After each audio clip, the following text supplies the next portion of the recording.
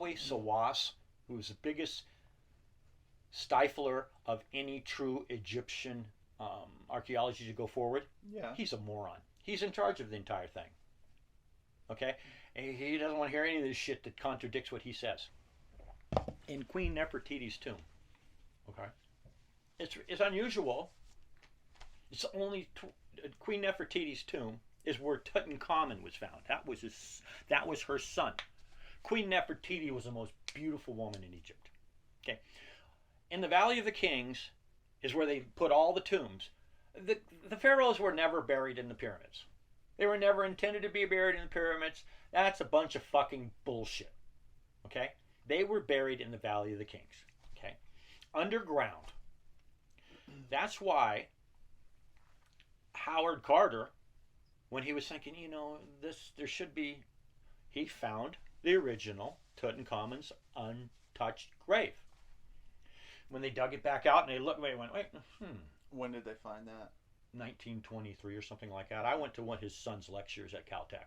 Okay. It was awesome. Totally awesome. So Howard Carter found this Tutankhamun's grave. And as they were digging it out, they'd had other graves of other people, and they'd kind of figured out who they were. And every king that you go into, if it's a female ruler, you go to the right. You bury it to the right. If it's a male ruler, you bury it to the left. So when he came in, the tunnel went to the right. They went, maybe this is Nefertiti's.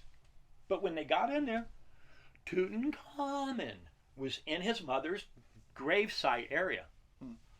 Yeah, huh. So that was okay, no problem. That's all this. And when we look at Tutankhamun, he was dead at like 20, 22, something like that. He was limp. He had a pot belly. He was deformed. He was really fucked up because of the incestual breeding within the Egyptian, hierarchy. Yeah. It just produces shit. But his mother's grave never been found. So these guys come in there, okay, and it's some new technology. They do thermal sensing of the walls. Okay, the difference in a wall structure against the bedrock and everything, the difference in the heat temperature signatures could be like 0.06 degrees.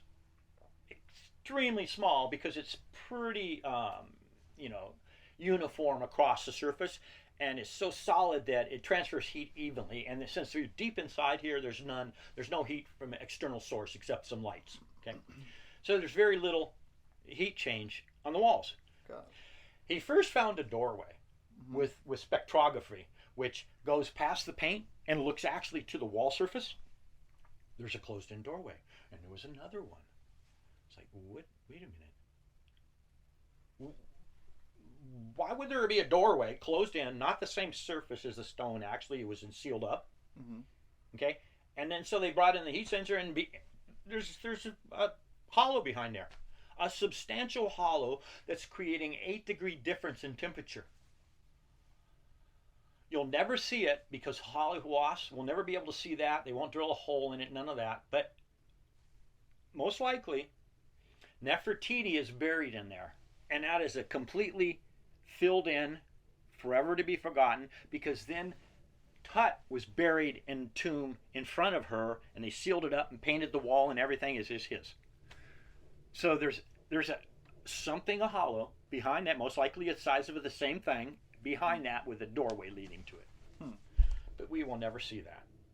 And most likely it's his mother Nefertiti, whose tomb has never been found. And is that Egypt that's saying we don't want to open that's Zahi Hawass saying there's nothing there. Just don't believe in it. That's just the same thing they did they had some actually, they did some nuclear spectrometry on the pyramid. And it shows there's other tunnels and other openings within that tomb. And here's the funny part that nobody seems to address. If you go inside the pyramid, there's blocks so big that I've never seen an Egyptian move a size block that big. They're huge granite blocks that hold the superstructure together. Yeah. Way too big for the Egyptians to move. Way too big for them to figure out to stick. Because the open chamber like this, these blocks are huge and long, and they stack up from here to here to here. So it looks like a little level like this until it gets to a pyramid. But these things are 60, 70 feet long. There's no block on the outside of the pyramid that compares. Right. Okay.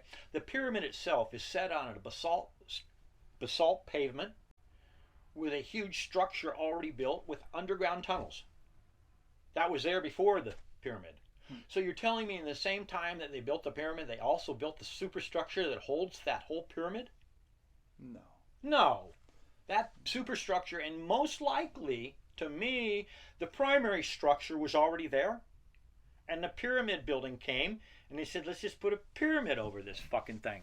Do you think maybe they did it to protect it? Well, put it this way. If it was Or there hide ahead it? of time, no, if it was there ahead of time, okay? What's that, the pyramid? No, the structure under the pyramid Right. that creates the chamber, Yeah. the Queen's chamber, Yeah.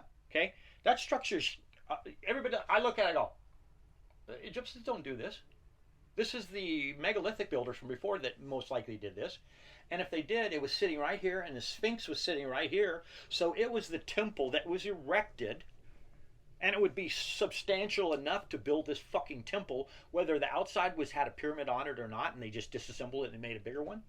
But the structure was so large and beautiful with caves under it that it most likely was there So before. you're speculating there's been a ton of work done. A ton of work. There's a Besides- bunch of different projects. That have been Besides done. the fact that the basalt could not be done by the Egypt that does all the flooring outside, Yeah. and the fact that it's carved into bedrock, and there's some stones that are huge on the outer pyramid that they didn't use and they didn't build, but then you see all these little sandstones on top of those. They found those stones and they used them to build the outer pyramid.